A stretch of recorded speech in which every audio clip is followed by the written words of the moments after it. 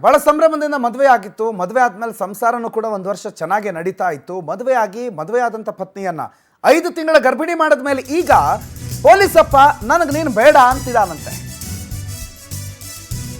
ಸಂಭ್ರಮದಿಂದ ಮದುವೆಯಾಗಿ 5 ತಿಂಗಳ ಗರ್ಭಿಣಿ ಮಾಡಿ ಈಗ ಬಂದು ನನಗೆ ನೀನು ಬೇಡ ಅಂತ ಹೇಳ್ತಿದ್ದಾನೆ ಪೊಲೀಸಪ್ಪ. 3 ವರ್ಷದ ಹಿಂದೆ ಪ್ರೀತಿ ಮಾಡಿ ಮದುವೆ ಆಗಿದ್ರು ಇವರಿಬ್ರು.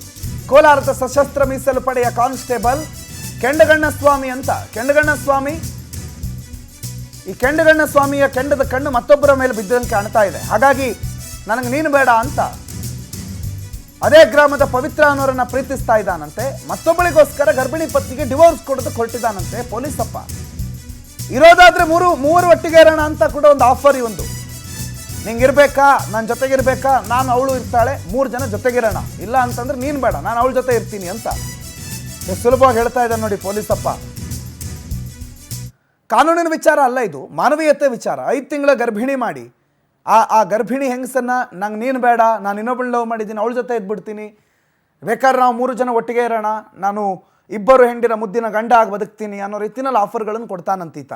ಈತ ಒಬ್ಬ ಆರಕ್ಷಕ, ಈತ ಒಬ್ಬ ಪೊಲೀಸು, ಯಾವುದೋ ಸಶಸ್ತ್ರ ಮೀಸಲು ಪಡೆಯಲ್ಲಿ ಕಾನ್ಸ್ಟೇಬಲ್ ಆಗಿ ಕೆಲಸ ಮಾಡ್ತಾ ಇರೋನು. ಪತ್ನಿಗೆ ಈ ರೀತಿ ದೋಖಾ ಮಾಡಿದ್ದಾನೆ ಅನ್ನುವ ಆರೋಪ ಕೇಳಿಬಂದಿದೆ.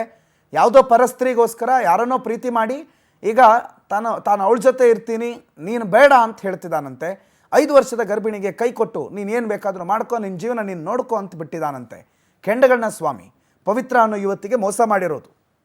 ಪೊಲೀಸರೇ ಹಿಂಗೆ ಮಾಡಿದ್ರೆ ಹೆಂಗೆ ಅಂತ ಈ ಪೊಲೀಸರ ಮೇಲೆ ಒಂದು ನಂಬಿಕೆ ಇರುತ್ತೆ. ಪೊಲೀಸ್ ಕೆಲಸ ಅಂತಂದಾಗ ಮನೆಯವ್ರಿಗೆ ಖುಷಿ ಆಗಿಬಿಡುತ್ತೆ. ಆದರೆ ಈ ಪೊಲೀಸರು ಹಿಂಗೆ ಮಾಡ್ತಾರಾ ಅನ್ನುವಂಥ ಪ್ರಶ್ನೆಗಳು ಕೂಡ ಉಲ್ಲೇಖ ಆಗಿದೆ. ನೋಡಿ, ಮದುವೆ ದೃಶ್ಯವನ್ನು ಕೂಡ ನೋಡ್ತಾ ಇದ್ದೀರಿ. 3 ವರ್ಷದ ಹಿಂದೆ ಇಬ್ಬರದ್ದು ಲವ್ ಮ್ಯಾರೇಜ್ ಕೂಡ ಹೌದು. ಅದಾದಮೇಲೆ 5 ತಿಂಗಳ ಗರ್ಭಿಣಿ ಮಾಡಿ ಈಗ ಮತ್ತೊಂದು ಲವ್ ಮಾಡ್ಕೊಂಡು ನನಗೆ ನೀನು ಬೇಡ ಅಂತಂದರೆ ಪಾಪ ಹುಡುಗಿ ಎಲ್ಲಿಗೆ ಹೋಗಬೇಕು?